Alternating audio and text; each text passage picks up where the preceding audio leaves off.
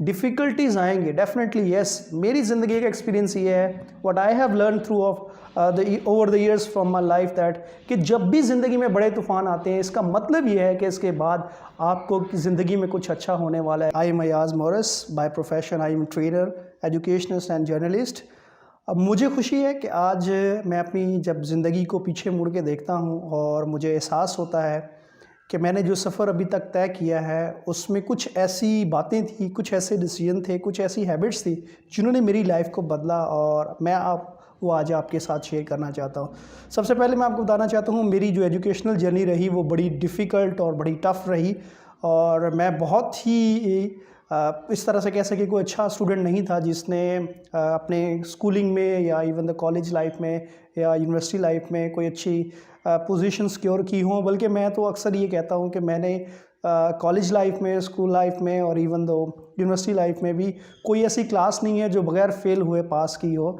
But कुछ चीज़ें ऐसी थी जो मेरी ज़िंदगी में स्ट्रगल, मेरी जब मैं देखता हूँ अब एजुकेशन जर्नी में मेरी, वो ये रही कि मैं समझने से, खुद को, अपने पोटेंशियल को समझने से नंबर्स पे समझता था। I was very good in class participation, teachers के साथ मेरा जो कोऑर्डिनेशन था बहुत अच्छा होता था, लेकिन जब एग्ज़ाम्स होते थे तो मैं उसमें वो प्रोड्यूस नहीं कर पाता था, वो रिज़ल्ट्स या वो नंबर नहीं ले सकता था जो एक अच्छे स्टूडेंट्स के लिए चाहिए होती। तो मेरे टीचर्स भी ये कहते थे कि तुम क्लास में बहुत अच्छे होते हो, लेकिन पेपर के वक्त तुम्हें पता नहीं क्या हो जाता है कि तुम वो चीज़ें डिलीवर नहीं कर पाते।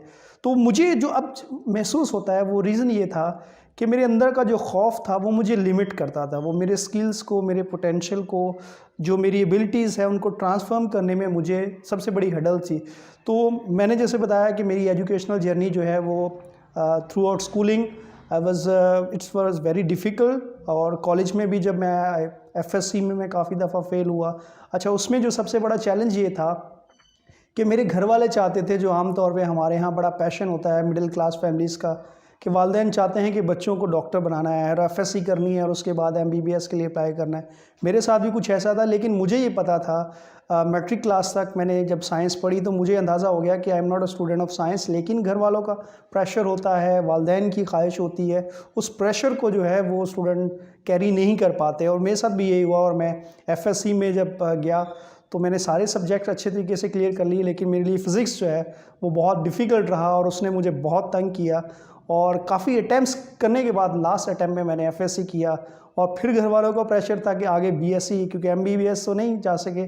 सेकंड ऑप्शन ये था कि बीएससी की जाए, और बीएससी में भी अगेन केमिस्ट्री ने जो है वो मुझे बहुत डिस्टर्ब किया। और 5 साल बीएससी में लगाने के बाद जब मुझे एहसास हुआ, मैंने घर वालों को ये समझाया कि मैं मेडिकल जो है वो नहीं पढ़ सकता, और मेरे बहुत सारे दोस्तों ने और मेरे मेंटर्स ने मुझे कहा कि तुम मेडिकल के स्टूडेंट नहीं हो। उसके कुछ रीज़न है, मैं आगे जाके ज़रूर बताऊंगा कि मुझे कैसे पता चला।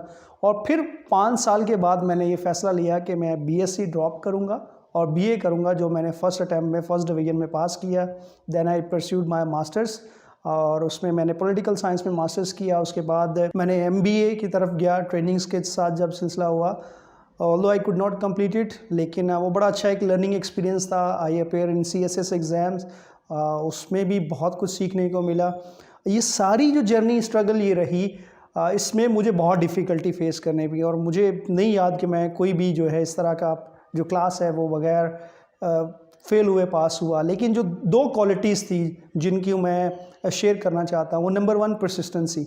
I never quit. मैंने कभी भी, जब भी कभी फेल होता था, रिज़ल्ट आता था, डिफ़िकल्टीज़ होती थी, परेशानियाँ होती थी, मायूसी होती थी, और घर वालों की तरफ से प्रेशर होता था, दोस्तों की तरफ से कि ये तुम क्या कर रहे हो, किस तरह से, छोड़ दो, तुम नहीं पढ़ सकते। लेकिन मैंने कभी भी हिम्मत नहीं हारी, और हमेशा अपने आप को जो है वो उठा के रखा, और अंदर से समझाते रहा कि नहीं, ये जो रिज़ल्ट्स हैं ये मेरी एबिलिटीज़ को, मेरी कैपेबिलिटी को जस्टिफाई नहीं करते, मुझे मज़ीद कुछ करना है, मुझे पढ़ना है आगे। और यही चीज़ ने मुझे हमेशा मुतहरक रखा। और सेकंड चीज़ ये थी कि I was very good with social science, और विद माई टीचर्स। तो मेरा जो टीचर्स थे वो हमेशा मुझे इनकर्ज करते थे, वो हमेशा मुझे ये कहते थे तुम्हारे अंदर पोटेंशियल है, तुम कर सकते हो और तुम इससे ज़्यादा बेहतर हो जो तुम्हारा रिजल्ट्स है। तो ये दो चीज़ें थी जिन्होंने मुझे through out my educational journey बहुत सपोर्ट किया और I could complete my education, मेरा मास्टर्स जो मेरा ख्वाब था। और मज़ीद मेरी ख्वाहिश है कि आगे मैं जो अपनी एजुकेशन है उसको कैरी ऑन करूँ। जो मैंने हर्डल्स जो फेस की और उस पर ओवरकम किया, अगेन जब मैं अब ट्रेनिंग्स करवाता हूँ, जब मैं लिखता हूँ, लोगों के साथ बैठता हूँ और throughout my last 10 years journey with professionals, institutions, अदारों के साथ, यूनिवर्सिटीज़ में जाने के साथ, over the period of time I have interviewed so many people in for my YouTube channel. तो मुझे दो चीज़ें समझने को मिली। एक, नंबर 1 कि हमारे यहाँ जो एजुकेशन सिस्टम है वो आपकी जो क्रिटिकल थिंकिंग है उसको डेवलप नहीं होने देता। उसमें आपको इस तरह से जो ग्रूमिंग आपकी होनी चाहिए स्टूडेंट की जब तक वो कॉलेज या यूनिवर्सिटी तक आता है वो नहीं हो पाती। और यही वजह है कि बहुत सारे लोग अपनी एजुकेशन मास्टर्स इवन दो स्पेशलाइज सब्जेक्ट में करने के बावजूद उन्हें पता नहीं होता कि उन्होंने ज़िंदगी में करना क्या है। तो एक जो भी स्टूडेंट्स मेरा ये इंटरव्यू देख रहे हैं और इस प्लेटफॉर्म के ज़रिए मेरा मैसेज उनको ये है कि प्लीज़ फाइंड योर पर्पस। आपकी ज़िंदगी जो है वो बहुत इंपॉर्टेंट है और उसमें बहुत ऐसे काम हैं जो आपने करने हैं। ये नंबर्स, ये सूरत हाल, जो करंट जो अभी आपकी डिफ़िकल्टीज हैं, that not justify your talent because you are more special than that. और उसका रीज़न ये है कि आप जब खुद अपनी लाइफ में उन प्रॉब्लम्स को, उन जो है डिफ़िकल्टीज़ को या उस वक्त को देखते हैं जब आपको लगता था कि आप ये नहीं कर सकते, तो आप अब देखें तो आपको अंदाज़ा होता है कि नहीं, यू कैन डू इट। और मैं आज भी जब भी कभी डिफ़िकल्टीज़ होती है लाइफ में, कुछ ऐसे प्रॉब्लम्स आते हैं, कुछ ऐसे तूफ़ानों का सामना होता है, तो मैं अपनी मैट्रिक की मार्कशीट जो है वो निकाल के देखता हूँ। मैं कहता हूँ नहीं, अगर मैंने ये मुश्किल काम जो है कर सकता हूँ तो मैं क्यों नहीं कर सकता। अच्छा, मज़े की स्टोरी यहाँ ये मैं ज़रूर बताना चाहूँगा। I was the first boy in my family जिसने मैट्रिक किया। रीज़न ये था कि हमारा जो है फैमिली बैकग्राउंड वो काश्तकारी ज़मींदार घराने से था। लड़कियां हमारे ख़ानदान में पढ़ जाती थी, लड़के नहीं पढ़ते थे। रीज़न ये होता था जी अपनी ज़मीनें हैं, हमने काम क्या करना है, पढ़ के क्या करना है, हमने कौन सी नौकरी करनी है। तो यही वजह थी। अच्छा, जब 7th क्लास में मुझे वालिद साहब ने कुछ ऐसे हमारे घर के हालात ऐसे हुए जिसकी वजह से स्कूल हमें छोड़ना पड़ा। बिकॉज हम पंजाब के, एक जनूबी पंजाब का एक गांव है ज़िला लिया का, वहाँ से बिलोंग करते हैं और कराची माइग्रेट हुए लास्ट 15-17 ईयर्स पहले।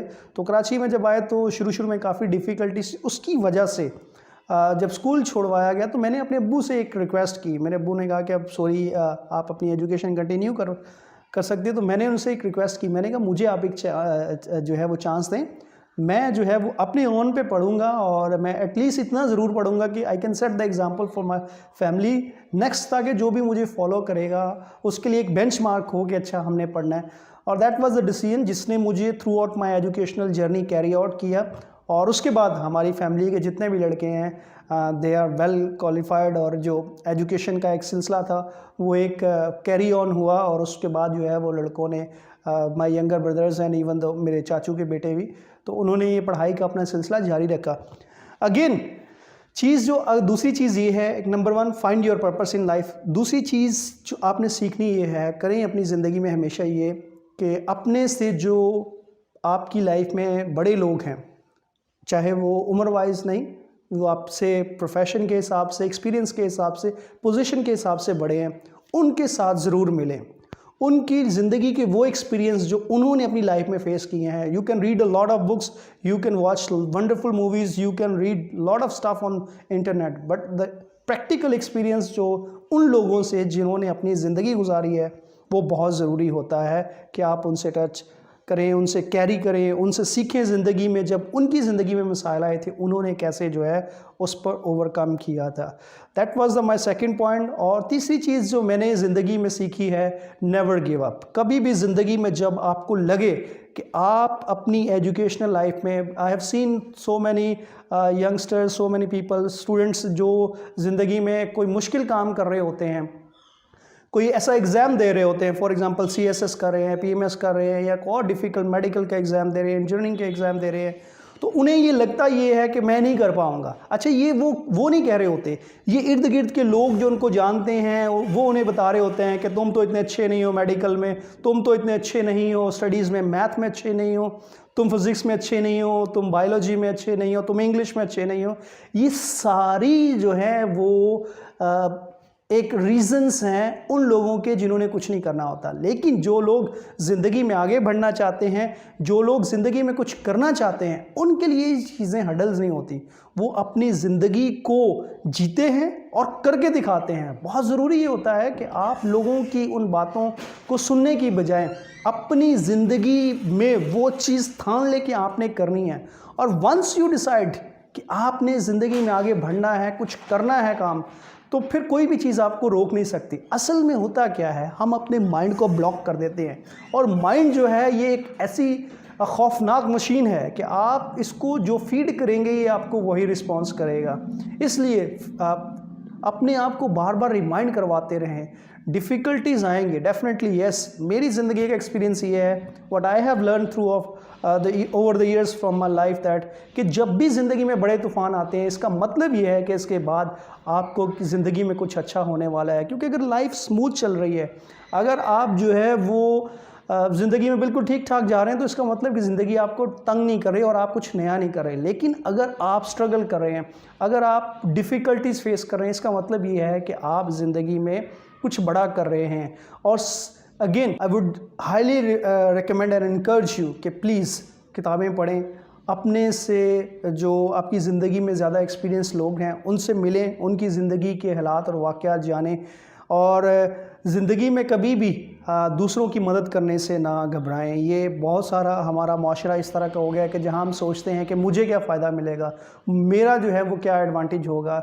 जब आप लोगों की मदद करते हैं, जब आप लोगों को हेल्प आउट करते हैं, उनकी लाइफ में वैल्यू ऐड करते हैं, तो डेफिनेटली आपकी लाइफ जो है वो भी उसमें भी बेहतरी आती है। और यू अंडरस्टैंड कि हाँ नहीं, कहीं ना कहीं आप कंट्रीब्यूशन कर रहे हैं। और अगर आपने ज़िंदगी में सिर्फ कमाया है, जॉब की है, अपनी फैमिली को पाला है, तो ये कोई बड़ी बात नहीं है।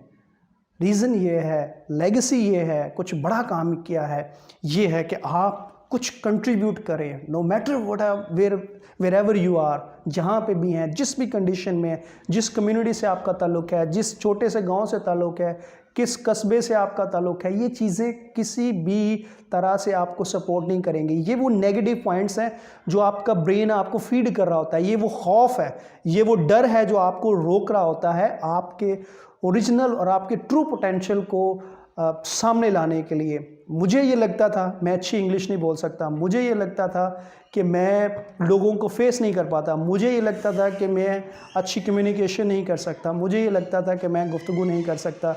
लेकिन today when I look back at my life, तो मैंने अपनी इस लाइफ में इस एज तक वो चीज़ें प्रोड्यूस करी हैं, वो चीज़ें कर ली हैं जो मुझे लगता था कि मैं नहीं कर सकता। This is because I believe it और आई just follow the principles and guidelines of my seniors, my teachers, my seniors, colleague, my mentors। उनकी बातों को, उनकी एडवाइस को अपनी लाइफ में फॉलो किया। And I am happy that कि मैं अपनी ज़िंदगी में कुछ कह सकता हूँ कि I have contributed something to my society. And सबसे बड़ी बात और लास्ट जो चीज़ मैं आपसे कहना चाहूँगा कि नो मैटर पाकिस्तान के आप किसी भी खित्ते में हैं, किसी भी जगह पर हैं, आप उस कम्युनिटी से निकलें और ह्यूमैनिटी का हिस्सा बने। अपने आप को कभी भी लिमिट ना करें कि आप जो है इस छोटे सी कम्युनिटी का हिस्सा है, छोटे से गांव का हिस्सा है, छोटे शहर का हिस्सा है, आप कुछ नहीं कर सकते। You are the part of global village. और इस ग्लोबल विलेज में पाकिस्तानियों का एक्स फैक्टर है जो उन्हें दुनिया से डिफरेंट बनाता है। और हमने सिर्फ पाकिस्तान में कंट्रीब्यूट नहीं करना, we have to contribute and make the impact on world level. हमें दुनिया को ये बताना है कि हाँ पाकिस्तान, और दुनिया में पाकिस्तानियों ने जहाँ जहाँ भी गए हैं उन्होंने अपनी एक शनाख्त बनाई है, उस शनाख्त को कैरी करना है। और बीइंग अ पाकिस्तानी हमें ये साबित करना है कि हम दुनिया की किसी भी कौम से, हम अक्सर कहते हैं कमतर नहीं है, नहीं, हमें ये जुमला नहीं, बल्कि हमें ये बताना है कि yes we can contribute and we have potential to serve this world and make this world a better place. Thank you very much.